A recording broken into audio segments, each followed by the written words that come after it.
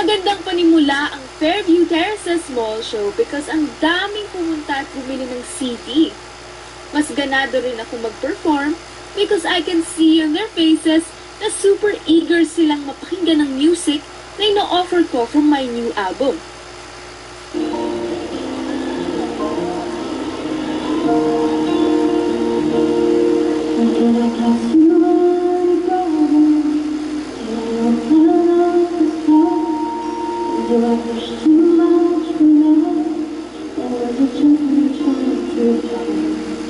The good thing about yung mga mall shows, parang nagkakapare-pareho yung kanilang reception, yung kanilang pagtanggap sa'yo.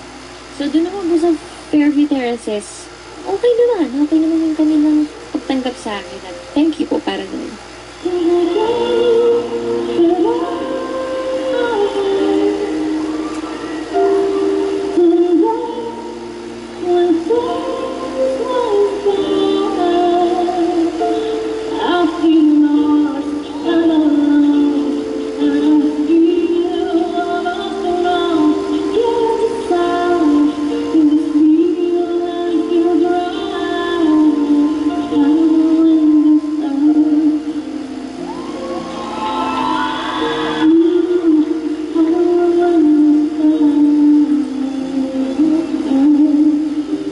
Galingan mo palalo, be humble all the time, and huwag mong kalimutan, mahalin mo lahat ng mga supporters mo sa buong Pilipinas at sa buong mundo. Bilang isang singer, bilang isang personality, or even off and on, I guess, she has this capacity, ability to reach out with listeners, viewers, especially sa mga pop stars niya. Sobrang supportado siya.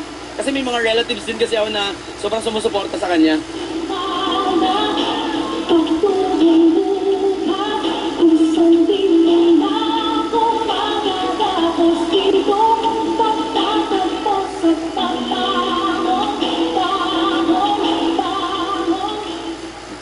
Abot po ang pasasalamat ko.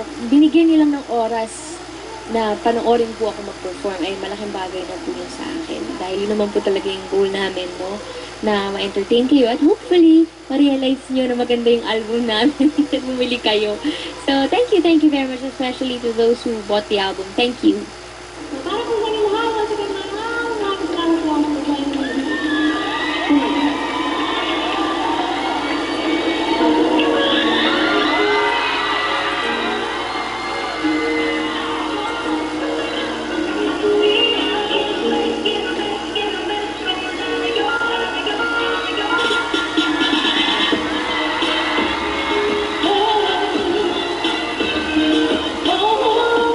Siyempre, pagdating sa kanta naman ni Sarah Geronimo, sobrang i-congratulate ko siya dahil parating hit sa aming Bigatin Countdown. So, with that song sa Kilometro, ayun, dinidescribe dito kung habang tayo nagkaroon ng iba't ibang ginagawa sa buhay, dapat distansya din tayo kung may time.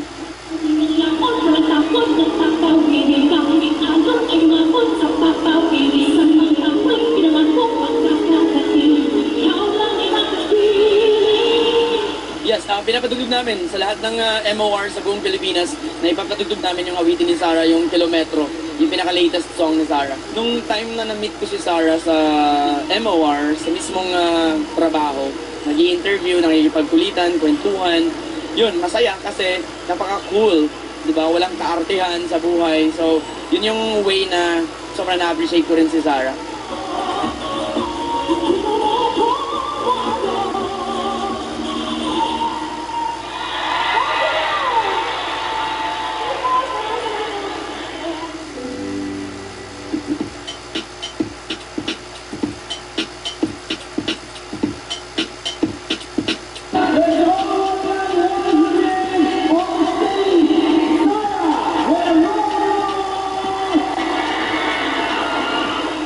Ang saya-saya sa feeling kapag nakikita mo na pinipilahan ka, na interesado silang makita ka at ipapirma yung CD na binili nila.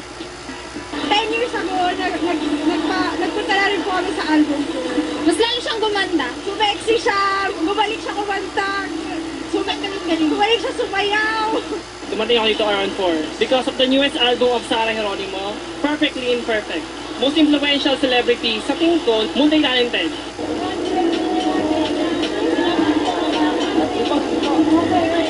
Maraming salamat po sa lahat na pumunta dito sa Ayala Fairview Terraces. Sana po kumuha po kayo ng kopya ng aking album, Perfectly Imperfect under V Records. Bye! We're now in the happiest season of the year. Lagi kong iniisip kung paano ko maibabalik sa iba ang mga biyayang ito.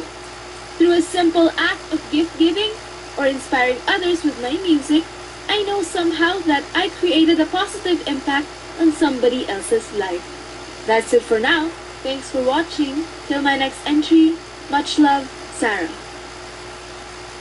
To all of you here at the Foxtrot Diaries, Merry Christmas and Happy New Year. And Sarah, I love you.